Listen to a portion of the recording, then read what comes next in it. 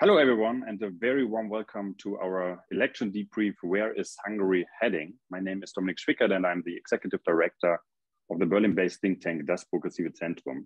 And thank you all for joining us this morning.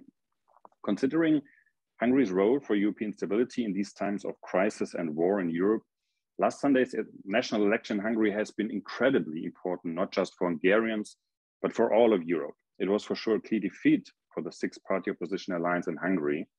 From an outside perspective, though, the opposition's effort to form a unified alliance of democratic forces has been also a fascinating undertaking to confront the increasingly autocratic Orbán regime.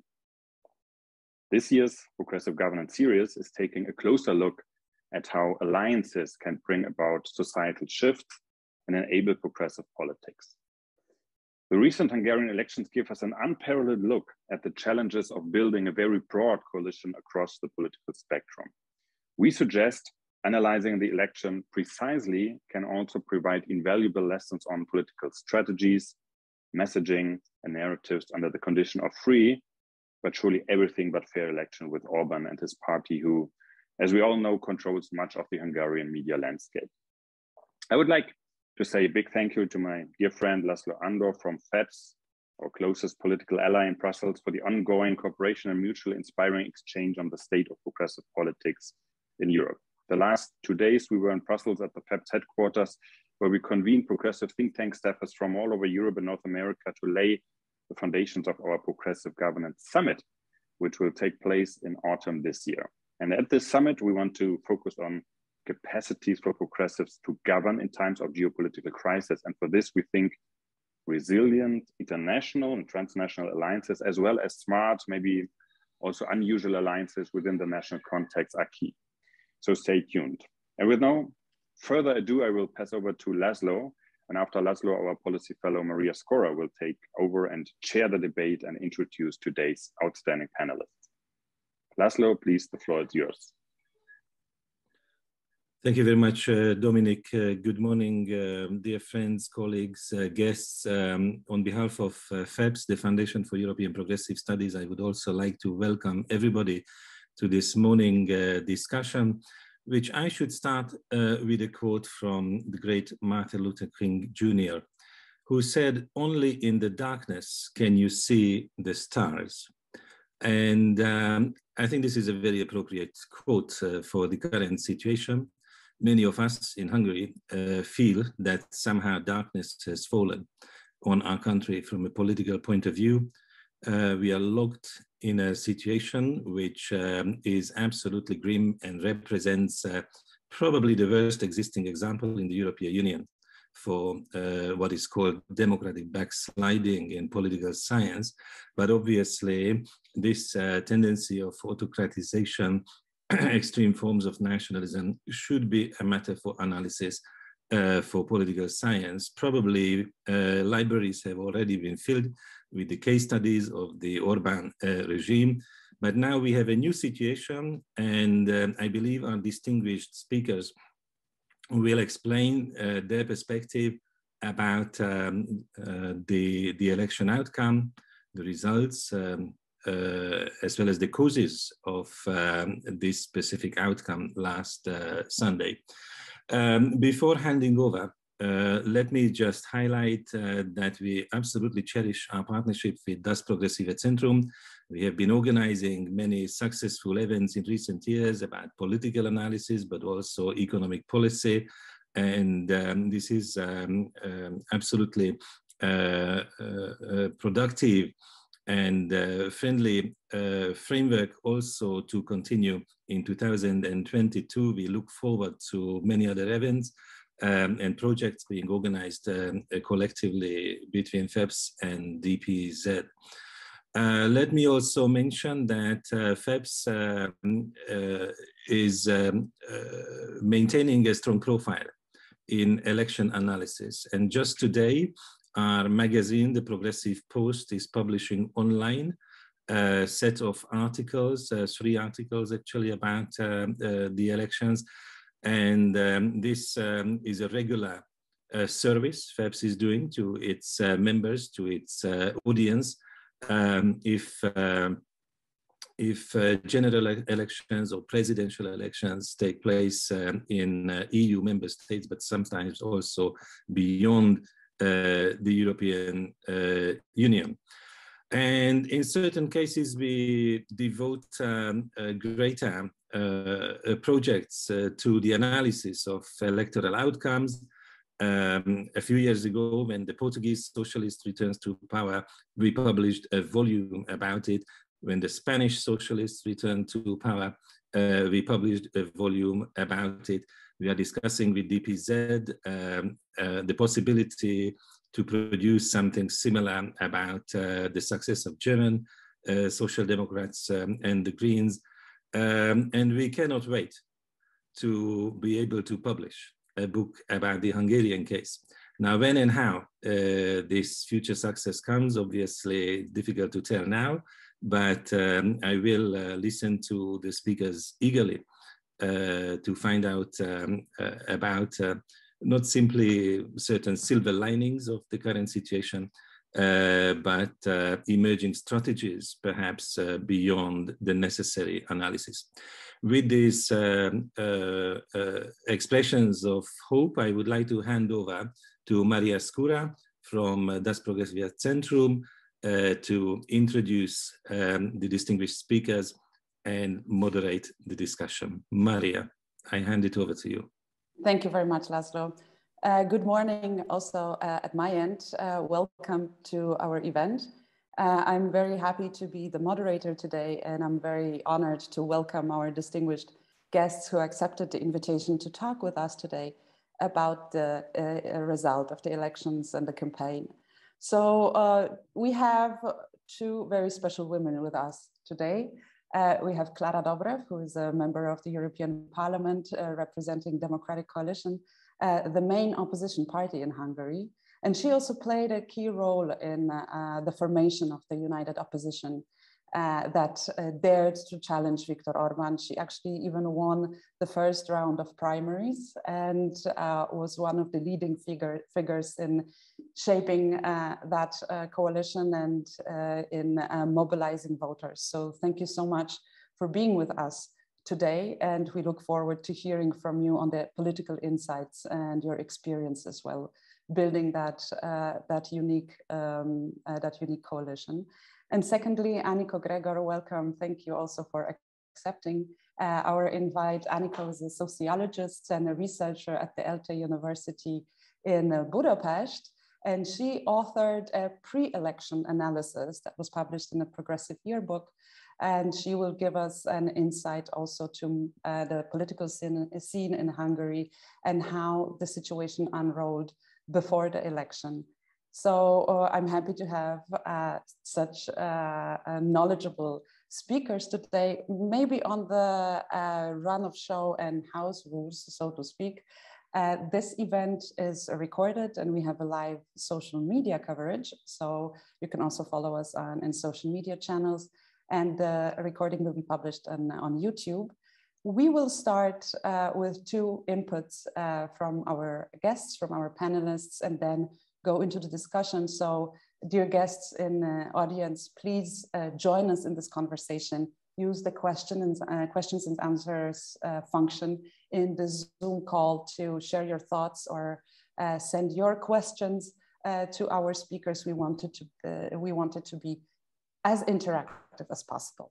So without further ado, we have now 50 minutes to unpack the Hungarian parliamentary elections, and I will hand over to Klára with the question, could you please briefly explain the idea behind the united opposition? It was 6 parties, very diverse parties, including even the right-wing Jobbik. Where this idea came from, why the strategy was chosen, what was the main message you wanted to convey to the voters beyond being against Orbán and against Fidesz government willing a change, and what are the lessons you've learned from building that very diverse coalition? Well, thank you very much, and thank you everyone to join this conversation. And I'm definitely sure that in the near future, in the next few weeks, 1 or 2 months, we need a lot of discussions like that, because lessons learned are the ones that will help us to shape the future political action. In order to answer your question about the broad coalition, I have to just very shortly introduce to the public the situation in Hungary, and really shortly because I know that you and we as well talked a lot about it, even in European arena, but let it summarize from the election perspective. I would highlight 4 different areas where the free election and the oppositional parties' campaigns and coalition are attacked by the Fidesz and the whole Fidesz system. The first one is the whole public administration. It already works in Hungary like a party administration, like a state party, like it used to be in the communist area, which means that all levels of the public administration are used in order to help Fidesz to win the election, from healthcare to education, from centralized organization to the decentralized organization. Doctors not allowed to talk in public about the real situation in the healthcare until, for example, the database for COVID vaccination was used at the end of the campaign for direct Fidesz messages. And there are a lot of examples like that, especially in small villages where the public administration had the power even to frighten voters existentially, in order that if they don't vote for Fidesz, there's not going to be any public first subsidies and so on. So first of all, this is a state party. This is the former Communist Party by its power, by its organization, and how it functions in favor of one party. Checks and balances disappeared absolutely from the system, and all state organization voted always in favor of Fidesz. So this is one. I mean, we even can devote a separate session on that issue. The second one are the enormous financial sources mobilized by Fidesz, which is actually coming from the first point that Fidesz used for election all available public sources. And it's not just simply that in the time of election, governments usually spend a little bit more on social issues, but public and campaign financing totally, the difference in public and campaign financing totally disappeared, the difference during the election campaign. Just a few examples. For example, for billboards, 88% of the billboards were Fidesz billboards, but sometimes not in the name of parties, but let's say in the name of civil organizations, so-called civil organizations, which were financed by public money, of course. And we can have a lot of different issues like that. Like, for example, the COVID database was used not only for Fidesz messages, but later on by the party in order to go and door to door to talk to the voters. So, and on the financial side, the oppositional parties were very much depressed. We had very strong limits of spending and we had no money. On the other hand, we have a party which is spending enormous amount of money. The third point is the electoral law, which was designed by Fidesz as their first step in 2010 when they came to power, which was absolutely designed in a way to favor the governing party. There were a lot of different changes in the legal system. The last one was 1.5 years before the election, and all changes in the same direction. It's not only gerrymandering, but in the direction that it should make for the opposition almost impossible to win the election. And the fourth one is media. We have talked about it a lot. I mean, I would say 90% of the media is in the hands of Fidesz, but it's not an absolute clear picture, because I would say 100% of the media which reaches everyone, even those Hungarians who are not taking political information on an everyday basis, who are not so interested in political challenges. To those people, I don't know, these are commercial radios or national TV and national radio. Just one example. In the last 4 years, Orbán and Fidesz had 100% coverage in the national, publicly financed national media and radio. And the candidate, prime minister candidate of the opposition had 5 minutes. 5 minutes, that was all. Never invited, never asked, could never say his opinion on his own. So this is the situation. And then it comes, absolutely, the question is valid. Can you defeat Fidesz on election in these circumstances? If you say you cannot defeat it, it means that it's only with a radical movement or with the own collapse of the system is the only one how Fidesz can be defeated. And the answer of the oppositional parties and oppositional voters were that even during these circumstances, we have to try everything. And we always have to try everything in order to defeat Fidesz, because that's the peaceful way of changing this system. And the answer of the oppositional parties was very simple, and it's not only the answer of the parties, but our voters. The only way how you can defeat him in this system is a very broad coalition of oppositional parties. You can debate about what kind of cooperation you need between the parties, but that you need everyone to go in the same direction, that's absolutely out of question. And that was the basic for the coalition of the 6 parties, which is still strong, I have to tell you. Even, of course, we have a lot of debates which are natural or would be natural in a democratic political situation, but we are strong in strong cooperation even now. And then and the basis of the strong cooperation, this is something important I have to tell, is that we put together a program in the last 2 years from education to healthcare, European politics, foreign politics, where we are united, even for the right, the left, the Greens and the Liberals. And there is no question, or was no question about it. And then the next question is definitely, and we have to be a little bit self-reflected, and let me, of course, we are going to say a lot of different issues, but let me highlight one issue, especially here in a social democrat event. Orbán is doing a neoconservative politics since 12 years in social and economic aspects. However he is calling it, it's a nationalistic, populistic, but it's definitely a neocon politics. But in the last, let's say half year, 1 year, in the campaign, he turned and he made a socialist campaign. And it's not simply about that the governing party is giving subsidies to the people in the year of election. It's not only that.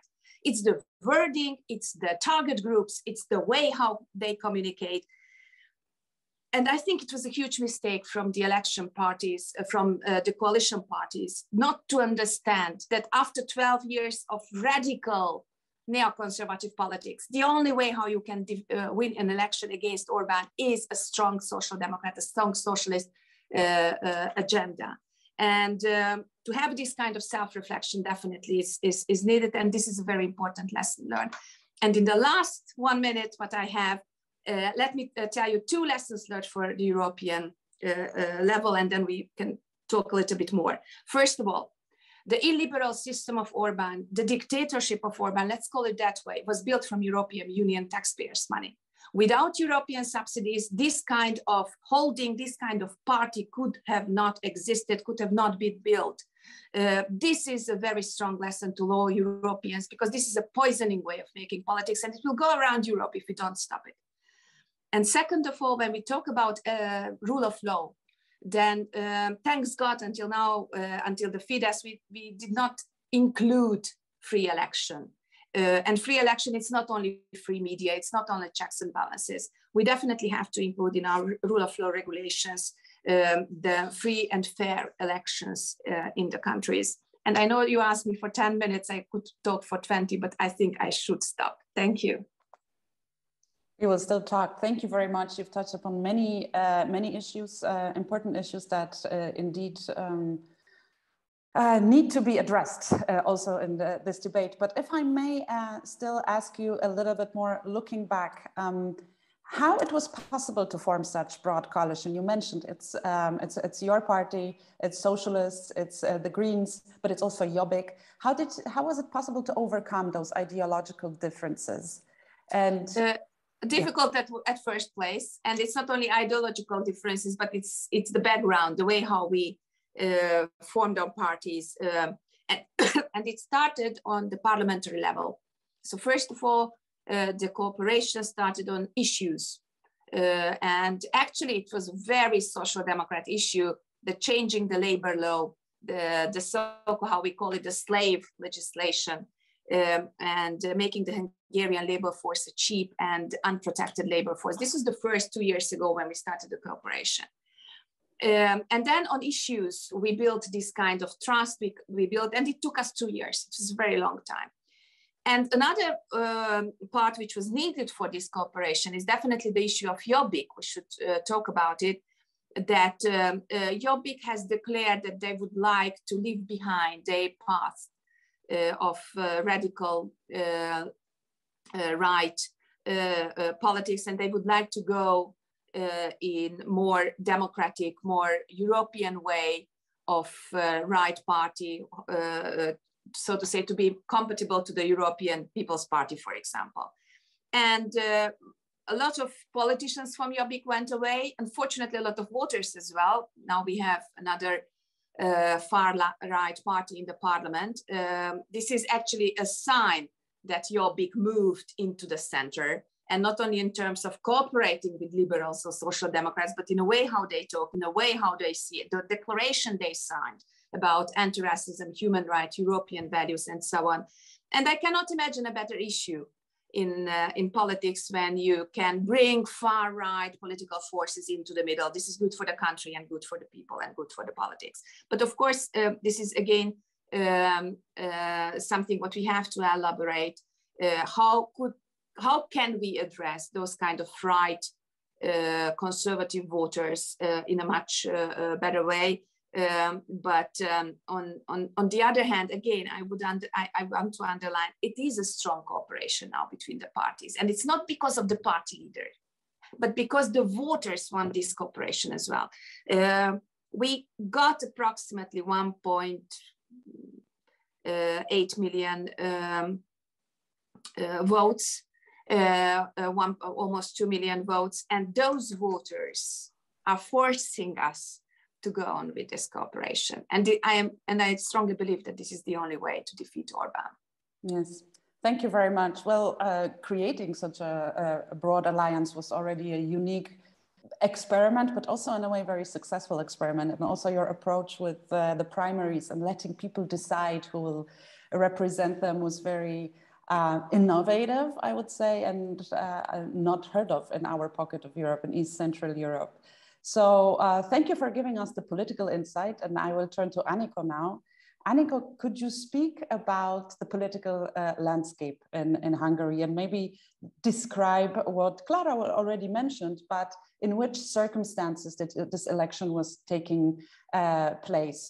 Where is this popularity of Fidesz coming from? Who are Fidesz voters? Is there a rural-urban divide in Hungarian society, or Budapest versus the rest of the country? And this election also took place in a very unique situation because we have war in Europe, war in Ukraine. Was it a game changer? Did it play a role? We're happy to hear your thoughts about that. The floor is yours. Thank you very much, and thank you for having me. Yeah, I was asked to share my thoughts about the election results and about the success of Fidesz, so I try to do my best here. Please let me perform a very stereotypical sociologist here, because I would like to share the general results, so some thoughts about the general results. So the turnout rate was 70%, which is quite relatively high. So more than 5 million voters went to the ballots, and yeah, it is true that the United Opposition gained 1.8 million of the votes. However, compared to the 2018 elections, it is a loss of 1 million voters if you take the votes of the parties in this united coalition. And Fidesz could gain again 2.9 million voters and votes.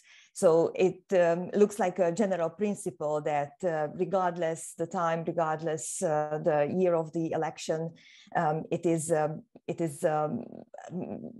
success of Fidesz that they can bring close to 3 million voters anytime to the ballot. So I think it's one of the strategic questions if, for example, the united opposition, and that was the idea behind, or partly the idea behind having Péter Márki-Zay, a right-wing prime minister candidate, to have him as the head of the united opposition and have him as the prime minister, if he might if he could send some message to the disappointed Fidesz voters, and it turned out that clearly it was not the case. So the number of the votes for Fidesz didn't decline because of this.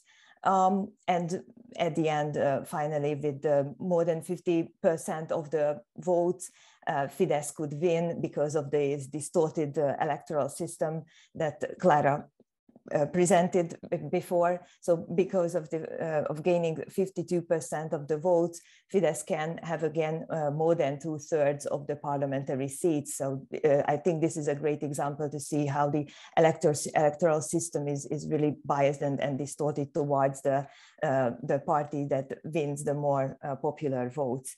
And I think that behind the success of Fidesz, we can make a distinction between two important conditional factors, and one of the factors of one of the group of the conditions, I think on these factors the united opposition really didn't have and doesn't have any significant effect, so we should take it as a side condition.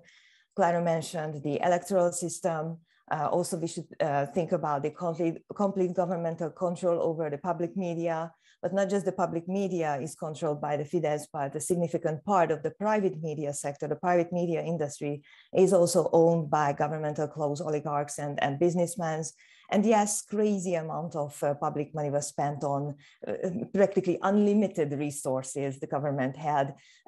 So a huge amount of money was spent on smear campaigns against the prime minister candidate and other participants or other politicians in the united opposition, defamation campaigns. And it was really, really ugly, I have to tell you. And the YouTube was full of smear videos, and it was really, really difficult.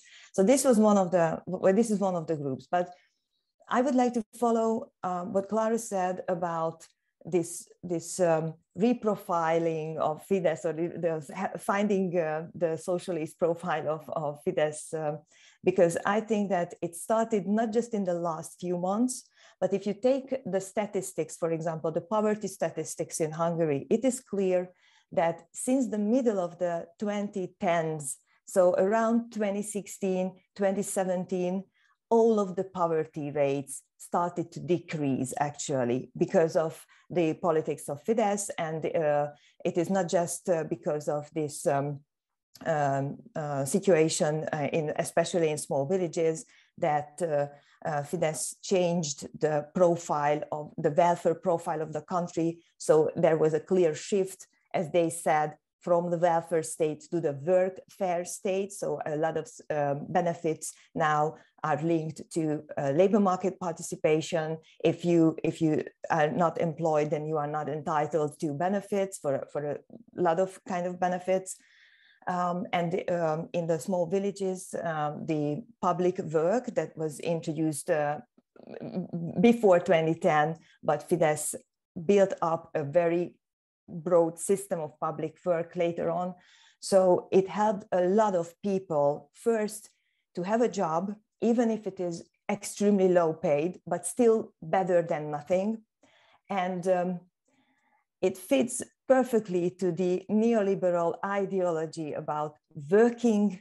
And if you work, you still have more human dignity, or you feel more human dignity instead of the situation when you receive certain welfare benefits and you feel that you are ashamed. So I think this emotional or this this emotional aspect is also very, very important. And yes, Klára is right about that, that the EU funds, and not just the EU funds, but easing further the inflow of Western foreign direct investments, and not just, I'm talking here about not just the automotive industry investments, the German automotive industry investments in Hungary, which are very, very important, but lowering the corporate tax subsidy, it was again a very important part of having more money that could go into the so-called welfare system. So I think that Fidesz was very successful in introducing welfare, a very special welfare program that is, and this is the tricky part of it, a very perverse part of it, it favored absolutely the wealthier. So the more wealthy you are, the more subsidy you get, the more you gain, that's why it is not a real socialist system. So the redistribution system favors the wealthier in the country, but the standard of living has been increased in every social strata, and we have to admit it, that it was part of the program, and it was not just this electoral budgeting, like, okay, before the elections, we are going to spend a lot of money on that. And just briefly about the urban-rural division, yes, you can see in the electoral votes that the united opposition gained more votes in terms of the ratios. They gained more votes in Budapest or in bigger cities, but I don't see that it would be an urban-rural division because a lot of votes came in from villages as well and small towns as well. So I think we should bear it in mind that it was not simply an urban-rural division, but more a division of social classes. It was very telling how, for example, members of in the electoral collecting or counting groups, now they share their reports, their memories about the election, and a lot of them remembers those very damaged bodies that they see. A lot of people with disabilities, a lot of people with obesity in the villages. So I think this group of people in villages or small towns were totally invisible, and it is not just the complete control over the public media, but I think that the program of the united opposition was too colorful. Direct, clear messages about the provisions, what kind of welfare system would be introduced if they won the election. These messages were lost, even if it was there. So the program was really heavy. And I think that, yes, it is a great question that how could it be that the right-wing Fidesz was able to better address issues such as security, especially in times of the war, and not just in these terms, but also the financial security and material safety that had been traditionally linked to the left. So I think this is a question to think about further. Wonderful. Thank you very much for this insight. And I would like to turn to this very particular context that this election took place. And we also have one question from the audience. Thank you very much, namely about the war. How the military conflict in a neighboring country to Hungary has affected, well, also social moods. That's one thing. But the second is, how was it instrumentalized? As far as I remember, on the election evening, Mr. Orbán was speaking with peace and security slogan at his microphone. Could you elaborate more on, was this war a game changer for this election, or would have he won Anyway, Anikó, and then Klára, if you would have comments on that, you can absolutely also step in. Yeah, so I think safety and this kind of discourse of defense, that I'm going to defend the country, it was visible in the campaign, but not just in the campaign. So if I link it to the importance of the family politics, for example, in the politics of Fidesz, it is also about, okay, family is the last shelter to which you can hide and go back. So I'm going to provide a lot of financial resources to the family. You will keep these safety nets around you, and you will feel safe. So safety was a very important part of Orbán's politics since 2010. And when the war erupted in Ukraine, for a couple of days, even for 1 week, the citizens or the voters couldn't see where Orbán is heading in this.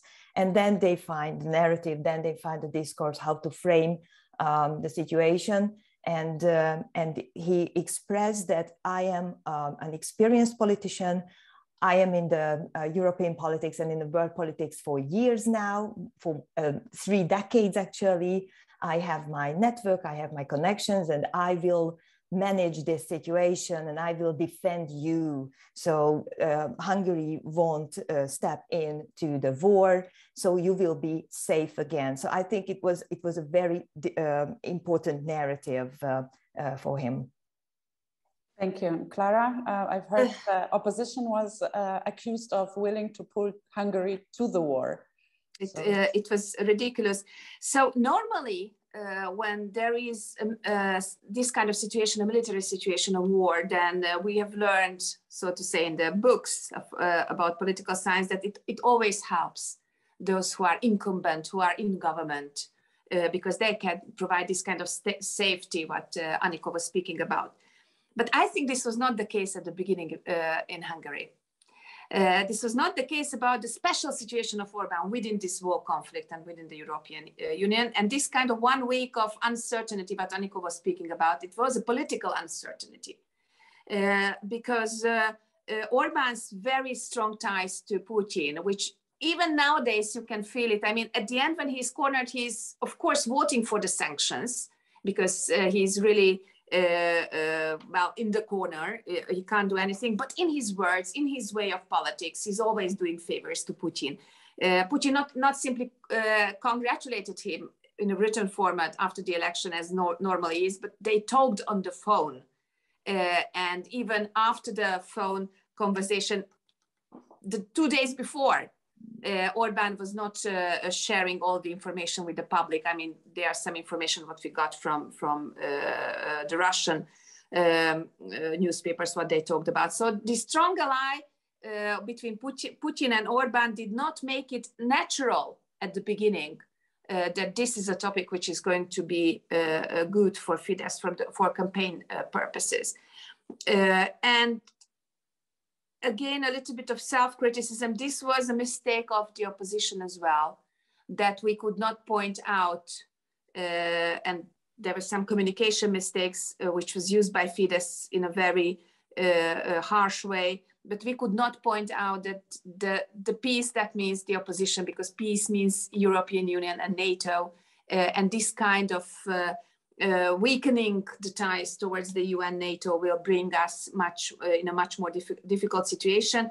And at the very end, when Fidesz in the last, let's say, 2 weeks found his superpower, to a sort of secret weapon, and actually this communication, this was simply at the end killing us. In a small villages, people truly believe that the opposition has a secret contract with Zelensky, that we are going to send young boys to Ukraine to fight. And even how it sounds ridiculous to our eyes here, sitting in this Zoom meeting, but it was simply 24 hours a day in the last 2 weeks, in every channel, written format, radio, television, from the mayors, from the public administration. That was the only message. At the end, that was the only message what was sent by Fidesz, but it could have been the other way around. I'm definitely sure, to be a little bit reactive towards our political field. Yes, thank you. And so in the end, we have another Fidesz government, another term for Viktor Orbán. The election, as you mentioned, were not fair, and because of the electoral system, gerrymandering, first past the post, but also the media landscape dominated by pro-government media buying voters, and smearing campaigns, also using the war. So, but this is where we are. We have Viktor Orbán, and let's try to look into the future a little bit. So what does it mean for Hungary and for Europe, another government of Viktor Orbán? Where do you think, what did you think will be his first steps or directions he will move the country towards? And this is maybe a question to Anikó. And then Klára, to you, because you have great experience in Brussels. What do you think it means for Europe, and what do you think the EU could do to keep him contained in the future so that he doesn't undermine the European unity? But Anikó, first to you, what it means for Hungary. Yeah, thank you. So I think if you take the relationship with the EU, I think it will be business as usual. So that's what I expect. I know that there are some rumors, and it comes up from time to time that maybe there will be a Huxit, so Hungary would leave the European Union. I don't expect anything like that in the upcoming 4 years, but maybe Klára has different views on this. We will hear her soon. So because as we both said, this system relies on the European Union funds. So Orbán needs the EU. That's the question. If the EU, I know that now the conditionality mechanisms is being launched, but I don't think that it will have strong or strict consequence on Orbán's politics. However, a few weeks ago, Orbán clearly said that what will be the two main issues in which the government will deal in the future in terms of politics. The first was expanding further the family policies and introducing more subsidies and introducing more policies on that. So fertility or population policy or family policy will be still the channel through which Orbán would like to gain more votes or keep the voters close to the power. And the second thing, and I think it is really, really interesting, that the defense industry and different industry investments are going, it will be a strategic field according to Orbán. And if you take the last 3 years approximately, it became really an important part, or more and more important field of the Hungarian economy, the defense industry. And just like in the case of the automotive industry, what you can see is that German investments are flowing in to Hungary. So I think it is really, really alarming, especially in a case when you have a war in Ukraine so close. But again, Orbán could see the potential in this. So I think we should pay more attention what is happening in the defense industry, because it will be one of his pillars of his politics. Thank you. And Klára, the Brussels perspectives, we got 2 questions from the audience asking exactly this. Would cutting off Orbán's government from EU funds would help to improve, especially the democracy, the state of democracy in Hungary? And what do you think about the rule of law mechanism of introducing this to the redistribution of European funds? What do you think? Well, let me start just from one step behind. The question is, what we have to raise to ourselves, whether the fourth, 2/3 majority of Orbán, does it legitimize him even more on the political field and on the international field? Or is it a proof a clear proof of being a dictator. And I have to tell you that historical examples show us exactly, and not only what I have told you about the checks and balances, media and public administration and whatever, but two-thirds majorities are achieved by communist areas, by Kim Jong-un in North Korea, and by Putin. 4-time two-thirds majority is a clear sign that there are no checks and balances in this system at all. And this is a very important question when we then go on for what the EU should do in the next few years. So this is number one. Number two, let's be absolutely clear and lesson learned for the EU. Dictators or aggressors are starting always in their homeland. Putin started first to kill the free media, then the civil organization. He told that the civil organization are, I don't know, Soros agent and foreign agent and so on. The trade unions providing some kind of shield to the workers. Then the checks and balances, the independent organization, the prosecutor's office. Then he started to build oligarchs about himself from public money, of course, in order to secure his power in a very different way. And then in order not to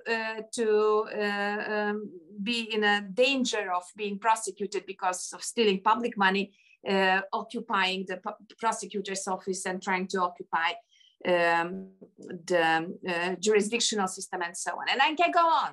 How first he started at home. And this worst thing in this line, what I'm telling you, is that it's exactly the way what Orbán has done in the last 12 years.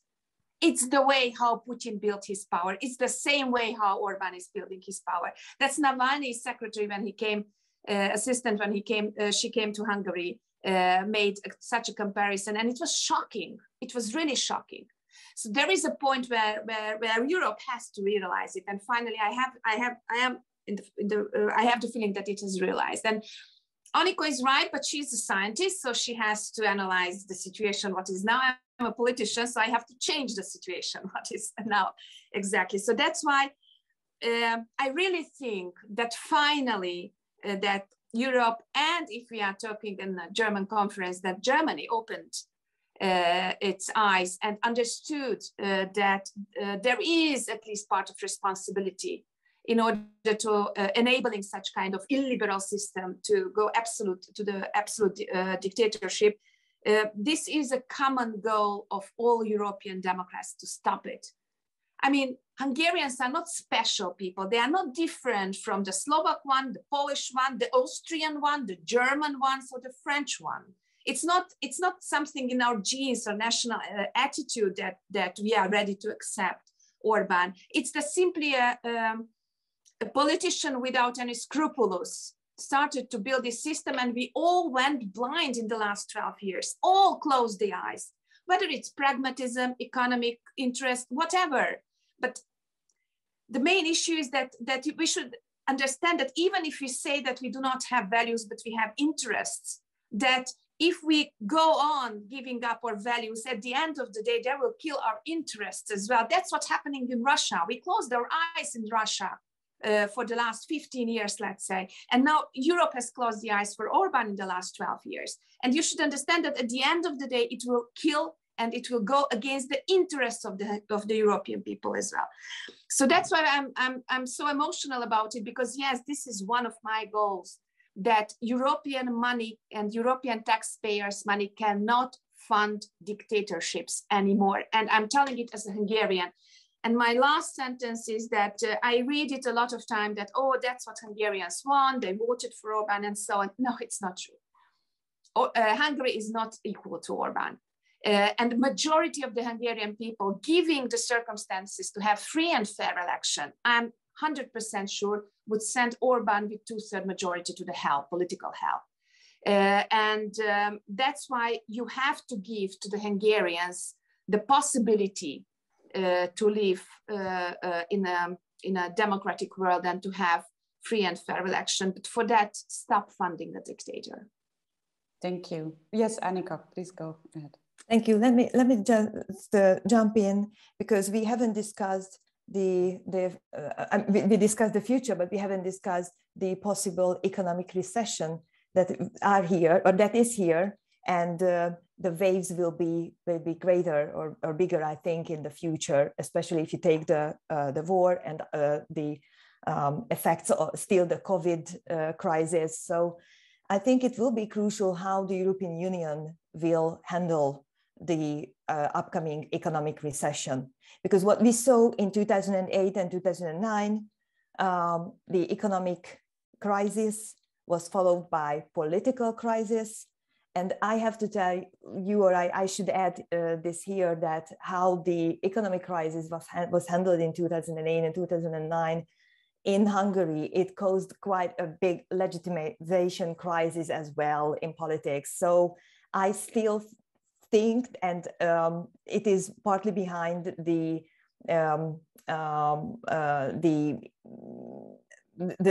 it is partly behind why Jobbik, for example, lost quite a few voters, or this is one of the assumptions, that the number of the voters of the united opposition decreased by 1 million people. They were mostly the voters of Jobbik, which had a very clear anti-pro-2010 government agenda, that they didn't swallow the pill of voting for a coalition that contained quite a few politicians who were part of that government or who had important positions there. So if the European Union, so just go back to the European level. So if the European Union would push further what Klára, for example, pushed really hard and was the leading figure, for example, behind the European minimum wage program, I think it would be a very important tool to provide a kind of material basis, material safety, security for many in Europe, not just in Hungary, but elsewhere. And it will be important in other countries as well. Or, for example, the idea of the European Healthcare Union, it will be, again, a very important part of this possible solution. However, for example, in this case, we should talk about the East-West division on that. So how a lot of Eastern European workers in the family sector, in the healthcare sector, in the care sector, went to Western European countries, work there. So there is a clear care crisis and care deficit within Europe. And to be honest, I really do not see any serious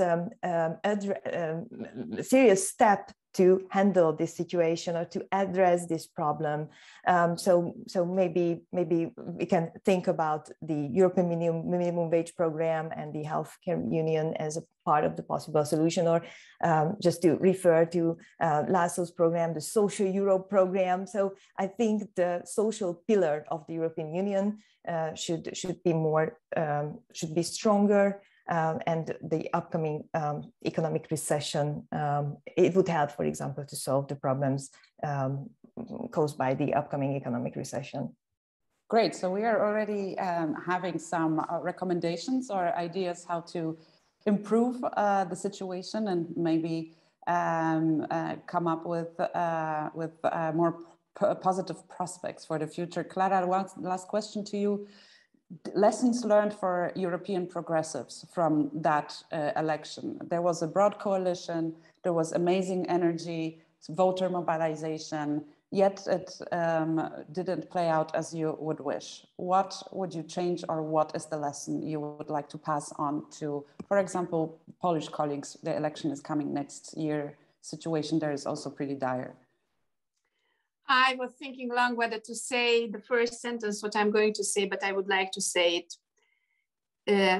at the end. Simply the fact that the European Commission led by Ursula von der Leyen, 2 days after the election, launched the rule of law preconditionality procedure with the topic that they did not want to interfere in the election. That was an interference in the election, helping Orbán. And this should be clear for all politicians, especially in the Commission.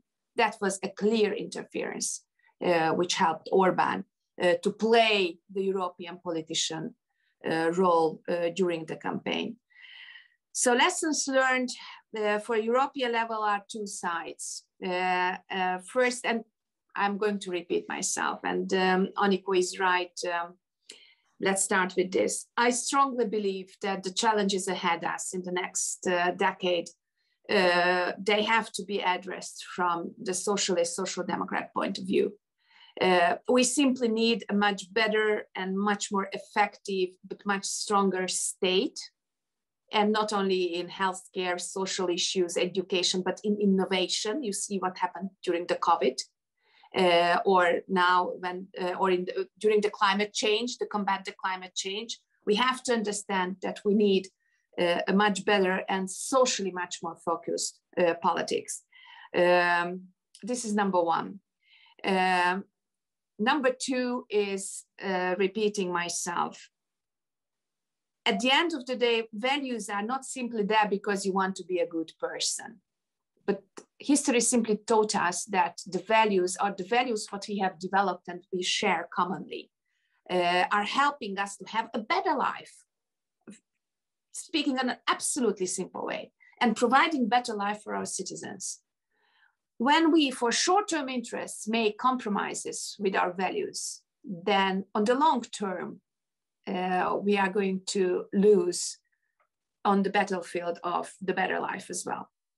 And exactly that's from the climate to the Russian foreign policy in Russia or even in the Middle East to the rule of law issues now with Hungary or even Poland. Let's focus it because we just forgot about it because of the reason. So my second thought is that, of course, being a politician means that sometimes you have to take decisions which are pragmatic. That's absolutely clear.